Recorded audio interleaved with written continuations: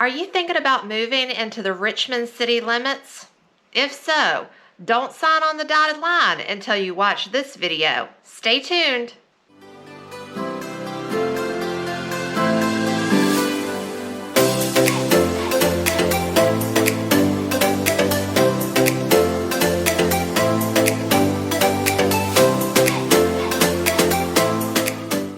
While the city limits have lots to offer, tons of history, culture, arts, and things to do, these are definitely things to consider before purchasing a home in the city limits. Perhaps it might be more beneficial to just visit and live in one of the surrounding localities.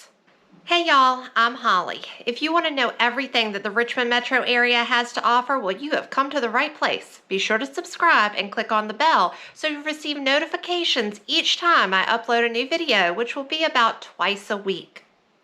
I have folks reaching out to me on a regular basis who are thinking about moving to the area or maybe just have questions, and I love hearing from y'all. So give me a call or shoot me a text at 804-380-6041 or send me an email, whichever is most convenient. I can't wait to chat with you about what it's like to work, live, and play in RVA.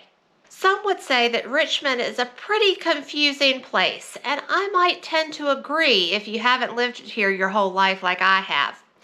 With 17 different areas that make up the Richmond Metro and a bunch of other communities within those areas, it can be really confusing. So check out my video where I break down the top areas in Richmond so that you can have a better idea of when people say Sandston, Short Pump, Henrico, Hanover, Goochland, Powhatan, or Midlothian, what they're really talking about. To give you a quick overview, the city of Richmond is kind of the center point, if you will, of the Richmond Metro. The city limits are surrounded by Henrico on the northern, eastern, and western side, and Chesterfield on the southern side. Hanover is adjacent to Henrico. One thing to think about when considering city living is the parking situation. Parking can be a real challenge. Most homes and condos and townhomes within the city limits do not have off-street parking. Some do. A few even have garages, but most you're dealing with parking on the street on a first-come, first-served basis. Some street parking is metered. Some street parking, you can only park there during certain times of day. Some street parking, you have to have a parking permit to park there. Others are time limited. So it can really be a challenge to figure out. You might be thinking, Holly, that's really no big deal. But consider this. When you are coming back from the grocery store and you have a car full of groceries, and the closest spot that you can find on the street is 3 blocks away. Oh, and I forgot to mention it's also pouring down rain. It may not be the most pleasant or convenient thing to park 3 blocks and then walk it back and forth several times getting your groceries. And while we're on the subject of streets, let's talk about the streets a little bit. So in the city, they can be very confusing. Some are two-way streets, some are one-way streets, some are streets that are supposed to be two ways, but with cars on either side, it's really only a one-way, but you've got cars coming in both directions. So that can be very challenging. I have seen on many, many occasions in driving in downtown Richmond and within the city of limits, cars turn and go up the wrong way on a one-way street. That can not only be dangerous, but it can get you a ticket too from the local police department. So be very careful and keep that in mind. And another street element are the potholes. In the city of Richmond, there are lots of potholes and there's always road construction. Good thing is they're always trying to improve on the streets, but that can lead to some traffic delays and traffic backups, especially if you're in downtown Richmond and trying to get home, it can be a nightmare. If you are trying to get into the city or out of the city at going to work time or going home time, you better add a little bit extra to your schedule to allot for that, because traffic really can be a nightmare, especially if there's been an accident. You can sit for easily a half hour and not move. I can't tell you how many times I have sat on Belvedere Street trying to get down to get on 95 to head home, and it was bumper to bumper traffic the entire way. Another thing are the city buses. Now, public transportation may be a great thing, but when you're already dealing with streets that are narrow and cars that are parked every which way along the sides of the streets, and then you add a city bus to the mix, oh my. Be careful, because they are trying to get in to the travel lanes and back out to their bus stops, and it really can be quite challenging. Now, in addition to the cars that are parked on the street and the GRTC city buses, now we also have bicycle lanes.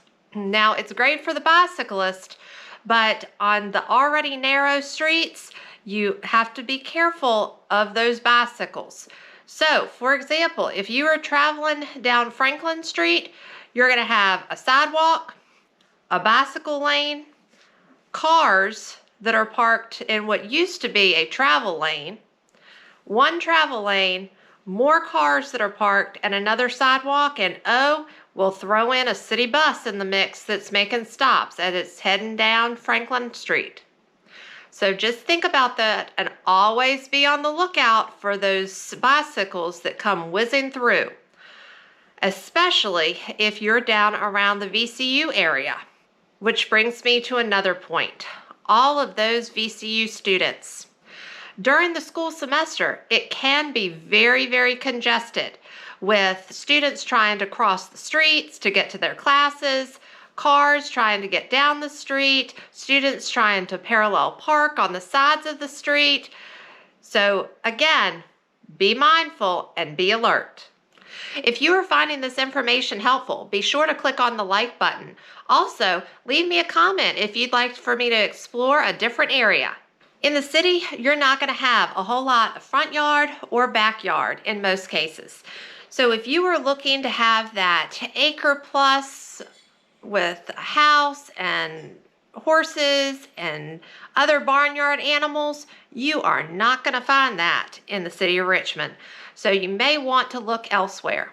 Privacy. Privacy is another thing that you're not going to have a whole lot of in the city of Richmond.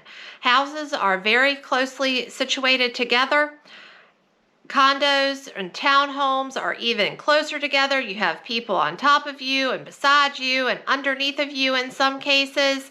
So definitely something to consider if you like to have your space. While you may have a lot of local restaurants, shops, and even some corner markets, it may not be that convenient to get to a grocery store. So if you're used to going to places like Kroger or Publix, you're going to have to drive a little ways to get there. And if you are thinking about going to Wegmans, well, you have two choices. You can drive to Short Pump, or you can drive to Chesterfield to get there. So you may have a little bit of a jaunt to get all of your shopping done. You might remember hearing in some of my videos on Henrico County that they provide free ambulance service to county residents as well as those that are visiting Henrico County. Well, that's not the case in the city of Richmond. So if you have to call the ambulance, Richmond Ambulance Authority will come, but you will have to pay for that ambulance ride, even if it's just a couple blocks down the street to VCU Medical Center. In terms of your home purchase, your property taxes are going to be higher in the city of Richmond than most other areas, if not all, in the Richmond Metro. So when you're budgeting, be sure to budget in that higher tax rate. If you are interested in information about crime statistics, and school statistics for the city of Richmond, I'm going to leave a link in the description below for you to check out that information. If you have other questions about these different topics that we've discussed today, or maybe some others, be sure to reach out, give me a call, shoot me a text at 804-380-6041, or send me an email. I'm happy to help and hopefully can help you find the perfect place in RVA to call your new home.